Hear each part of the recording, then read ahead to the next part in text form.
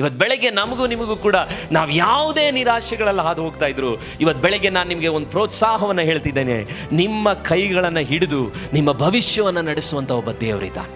ಆ ದೇವರ ಕೈಗಳಿಗೆ ಒಬ್ಬ ಸಹೋದರನ ಹತ್ರ ಒಬ್ಬ ತಮ್ಮ ಹೇಗೆ ಬಿಟ್ಕೊಡ್ತಾನೋ ಆ ರೀತಿ ಬಿಟ್ಕೊಡೋದಕ್ಕೆ ನಾವು ಕಲ್ತ್ಕೊಳ್ಬೇಕು.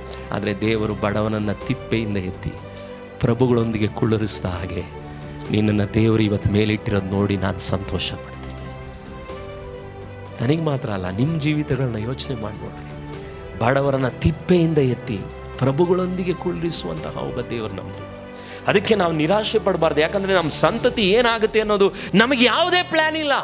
ಯೇಸು ಸ್ವಾಮಿಗೆ ಕಂಪ್ಲೀಟ್ ಆಗಿ ಈ ವಾಕ್ಯಕ್ಕೆ ಅವನ ಜೀವಿತನ ಒಪ್ಪಿಸ್ಕೊಟ್ಬಿಟ್ರೆ ಅವನಿಗೆ ಗೊತ್ತಿಲ್ಲ ಅವನ ಲೈಫನ್ನು ದೇವರು ಎಲ್ಲಿಗೆ ತರ್ತಾನೆ ಅಂತ. ಅದು ಆಶ್ಚರ್ಯ.